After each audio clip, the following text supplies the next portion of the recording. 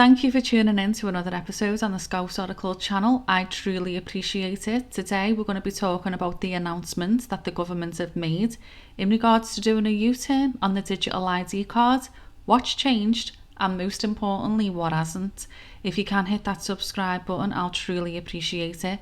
And genuinely, I want to say thank you for all the support. Knowledge is power and it belongs to the people. And I'm going to be giving you an update on where I am with the ICO and what I'm waiting for and further complaints that I have raised. Now, let's start from the very beginning and let's just get one thing straight. So the digital ID card, when they're saying they're doing a U-turn on it, let's be honest, it's just the card. People have been given a sense of relief that something has stopped, and I'm not here to speculate. I'm not here to shout. I'm not here to tell you what to think. I'm here to walk you through it. So the ID card is not the system. It's the interface. And if you've been following me for long enough, you'll see where I've laid out all the infrastructure.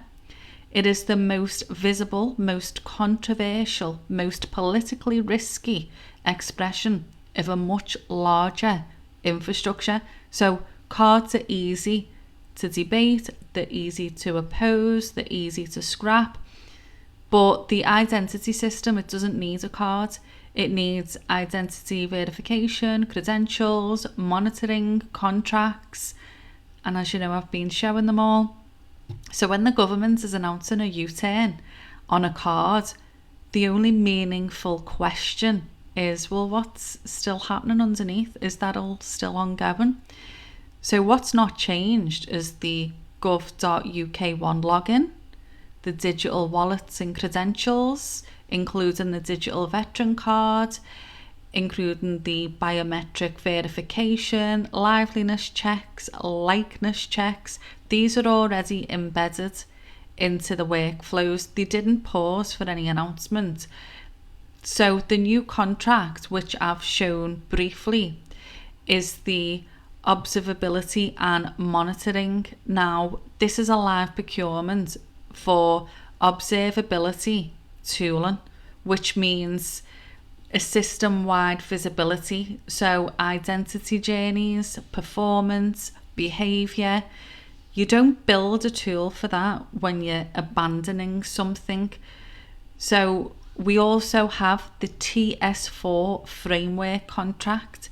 So that's the Technology Services for framework, which underpins delivery of identity analytics platforms. So frameworks like this exist precisely so that systems can continue independently of political moments. So again, no card is required for any of this. And now when we move on to the quiet part, what people in the media are not really talking about and the politicians are not really talking about, is the children. So under clause 4 of the Children and Wellbeing in Schools Bill, there is a provision for an information sharing duty and a consistent identifier for children, often referred to, as you know, as a single unique identifier. And through freedom of information requests, the Department of Education have confirmed that they do hold information relating to the development of this identifier.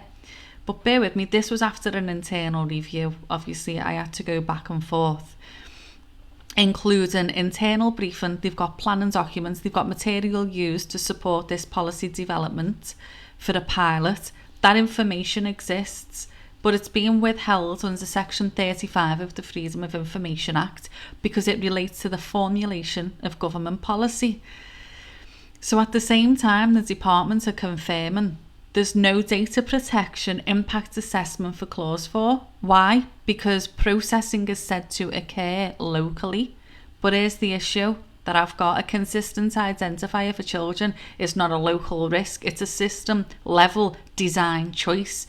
So when identifiers are designed to function across services, risk doesn't sit neatly in just one place. So children don't opt out of infrastructure. And this is where the processes matter. So that's why I've also raised a complaint in regards to this as well. So I've got two separate matters ongoing with the ICO, the Information Commissioner's Office, and I want to be very, very clear.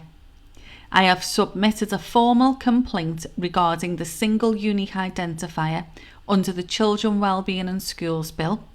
The complaint focuses on the absence of a system-level data protection impact assessment.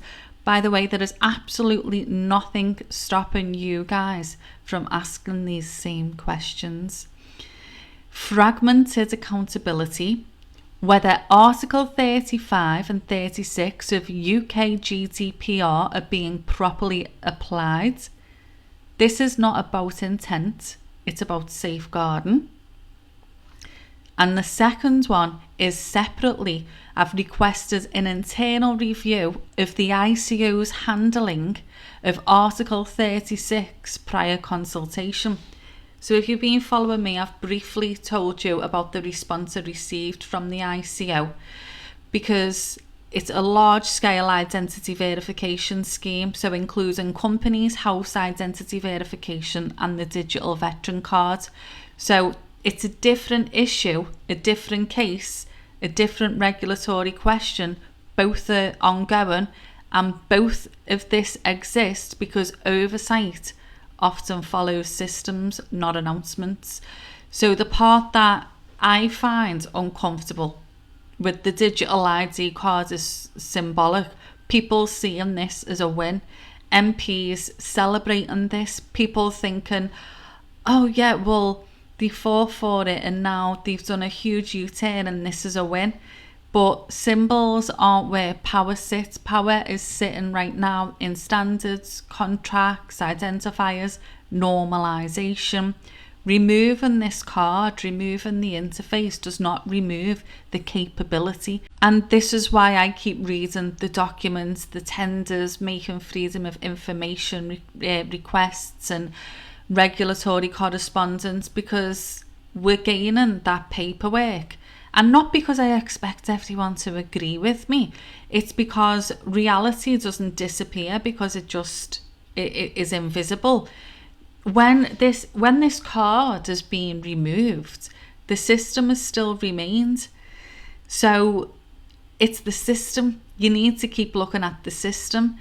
And once I received the response back, so a response from the internal review of the handling of the ICO's handling is due back on the 4th of February.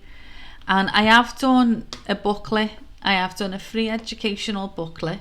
I've explained it all in there. The link should be in my bio and you can download it for free. It's just a PDF document that you... So I hope that makes things a little bit more clear, and watch out for more episodes because I am going to be going more in depth in regards to them two contracts which I've mentioned in this video. Thanks again for the support, truly appreciated.